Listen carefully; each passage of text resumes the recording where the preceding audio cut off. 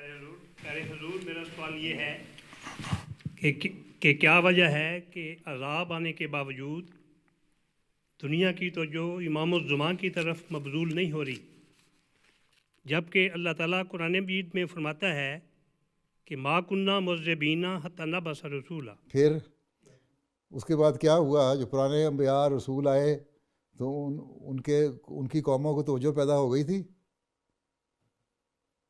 عذابوں سے تباہی ہوئے نا، سوائے اس کے حضرت صلی اللہ علیہ وسلم کے جو آخری نبی تھے، آپ کے جو عذاب کی شکل تھی وہ جنگوں کی صورت میں تھی، نہ پانی کا عذاب، آگ کا عذاب، یا دوسرے عذاب نہیں آئے آن وسلم کے زمانے میں۔ اور جو جنگ ہے، حضرت مسیح صاحب نے لکھا ہے کہ جنگ جو ہے وہی ان کے لیے عذاب تھی، اس میں مسلمان بھی شہید ہوتے تھے، اور لیکن اس کا یہ نتیجہ نکلا کہ پھر بہرحال ایک وقت آیا جو لوگوں نے ریئلائز کر لیا۔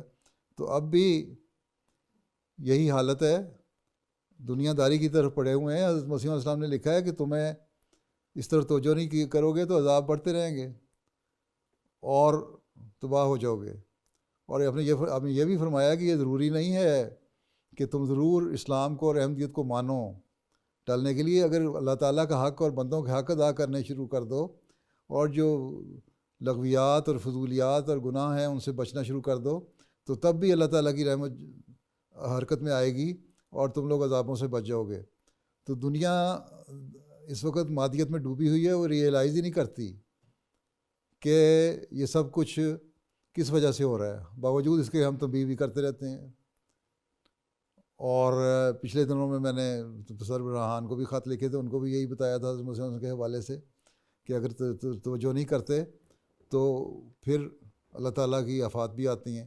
اب بھی دیکھ لیں، جب یہ کووڈ آیا یا کوئی بھی سونامی یا طوفان یا زلزلہ آتا ہے تو توجہ پیدا ہوتی ہے تھوڑے عرصے کے لیے، اللہ اللہ کرتے ہیں، جو اپنے مذہب کے مطابق کوئی اللہ اللہ کرتا ہے، کوئی رام رام کرتا ہے، کوئی اپنا دوسرا طریقہ اختیار کرتا ہے، لیکن اصلاح کرنے کی کوشش کرتے ہیں تاکہ حقوق ادا کر سکیں ایک دوسرے کے بھی اور اللہ کا بھی۔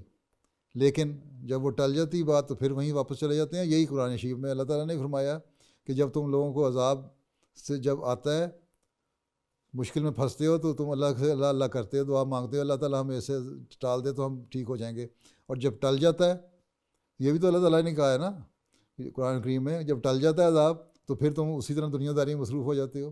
تو یہی حال ان دنیا داروں کا ہے، آخر الٹیمیٹلی یہی ہوگا۔ اگر نہیں مانیں گے اور نہیں سمجھیں گے تو پھر تباہ و برباد ہو جائیں گے۔ پہلی قومیں بھی تباہ ہوتی رہیں، اب بھی تباہ ہو رہی ہیں، آہستہ آہستہ اسی طرح مٹتی جائیں گی، اور جو نیک لوگ ہوں گے وہ اپنی اصلاح کرتے چلے جائیں گے۔ ٹھیک ہے، تو بہرحال ہمارا کام یہ ہے کہ تنبیہ کرنا، پیغام کو پہنچانا، تبلیغ کرنا، ہر ایک تک پہنچنا، باقی ہدایت دینا اللہ تعالیٰ کا کام ہے۔ ہم اپنا کام سنجیدگی سے کرتے رہیں تو یہی ہمارے فرض پورے ہو جاتے ہیں، اور پھر دعا بھی کریں کہ اللہ تعالیٰ ان لوگوں کو ہدایت دے اور قومیں جو ہیں بربادی اور تباہی سے بچ جائیں۔ یہ ہمارا کام ہے اور یہی ہم نے کرتے چلے جانا ہے جب تک کہ دنیا قائم ہے۔ ٹھیک ہے، آپ اس کی فکر نہ کریں کہ دنیا کی اصلاح ہو جائے گی، نہ ہم نے ٹھیکہ نہیں لیا ہوا دنیا کی اصلاح کا۔